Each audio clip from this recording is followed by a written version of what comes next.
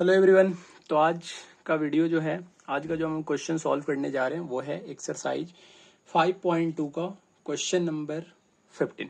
ठीक है, सबसे पहले क्वेश्चन पढ़ते हैं। बेटा एक बात और, अगर आप चैनल पे नए हो, पहली बार वीडियो को देख रहे हो, तो आप चैनल को सब्सक्राइब कर दो, क्योंकि आने वाले ऐसे ही एनसीईआरटी के सारे सॉल्यूशन मैं यहाँ पे करवाता हूँ।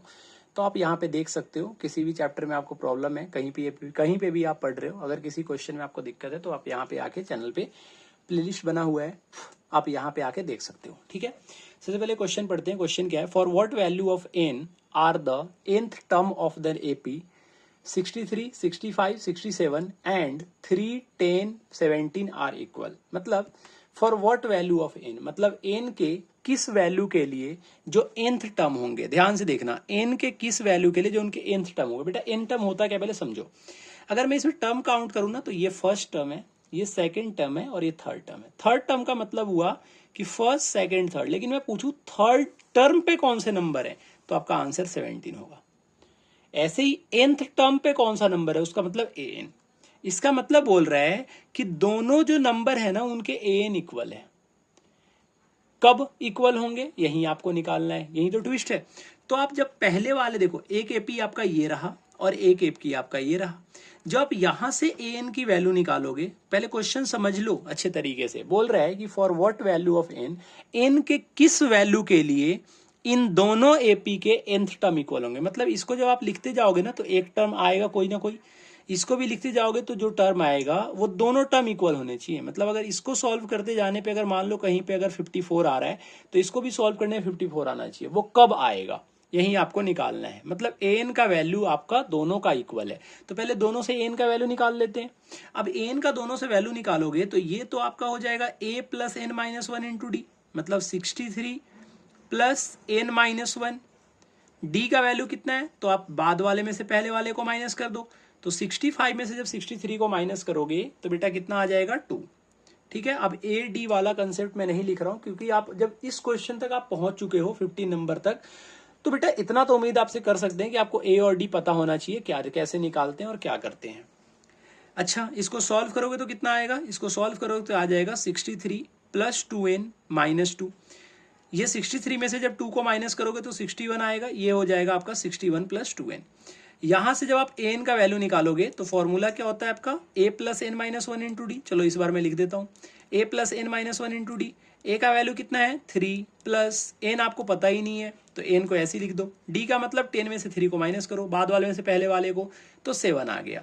इसको सॉल्व करोगे तो ये हो जाएगा 3 प्लस 7n माइनस 7। ब्रैकेट को ओपन करोगे, दोनों से मल्टीप्लाई होगा। जब इनको सॉल्व करोगे तो ये आपका हो जाएगा 7n माइनस 7 और प्लस 3 मिलके -4 होता है। इतना तो आप जानते हो।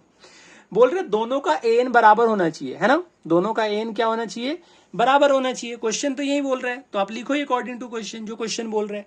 क्वेश्चन बोल रहा है दोनों का an बराबर होना चाहिए, तो आपको क्या करना है, पहले वाले का an के बराबर दूसरे वाले के an को लिखना है। लिख दो आप, पहले वाले का जो an है वो दूसरे वाले an के बराबर है। कैसे है, क्योंकि क्वेश्चन में बोल रहा है कि nth टर्म दोनों के इक्वल होने चाहिए।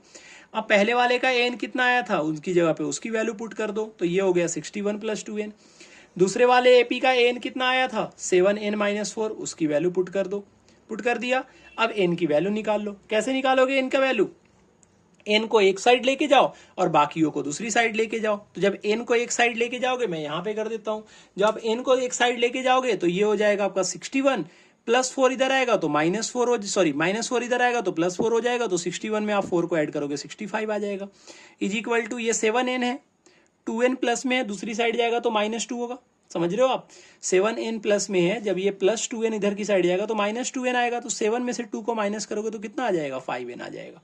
बहुत सारे बच्चे बोलेंगे आप 7 को इधर क्यों नहीं लेके आए, बेटा फिर माइनस में आया था, फिर आप बोलते ठीक है कि यहाँ पे मुझे समझ नहीं आया, इसलिए आपके लिए आसान कर दिया कि प्लस में मैंने नंबर को रख दिया। जब यहाँ से सॉल्व करोगे, आंसर तो ऐसे यहीं पे आ गया कि 5 से आप कट कर दो, 13 आ जाएगा आंसर। लेकिन अगर आपको सॉल्व करना है तो आप एन की वैल्यू निकालो, 65 अपॉन में 5 लिखो, और 65 को जब आप 5 से डिवाइड करोगे तो आपका आंसर कितना निकल के आएगा, 13।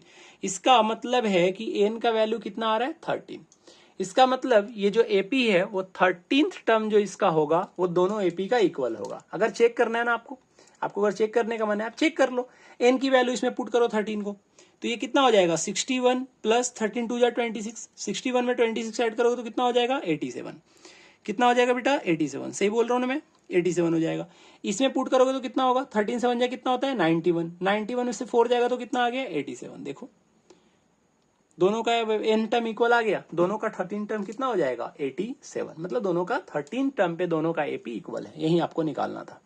उम्मीद करते हैं आपको सॉल्यूशन समझ में आया होगा। बेटा सॉल्यूशन समझ में आ रहा है, इसी तरीके से अगर आपको बाकी क्वेश्चन भी सॉल्व करने हैं तो चैनल को सब्सक्राइब कर लो, वीडियो को लाइक कर देना और कमेंट करके बताना आपको कैसा लगा सॉल्यूशन, ठीक है, कंसेप्ट क्लियर हुआ या नहीं हुआ। क्योंकि यहाँ पे मेरा मकसद बिल्कुल नहीं है सिर्फ सॉल्यूशन कराना, अगर मैं सॉल्यूशन करवा रहा हूँ तो ये मकसद है कि अगर आप एक बार वीडियो को देख रहे हो तो इसके बाद आपको दोबारा देखने की जरूरत ना पड़े। मिलते हैं आपसे नेक्स्ट वीडियो में, till then tata bye bye.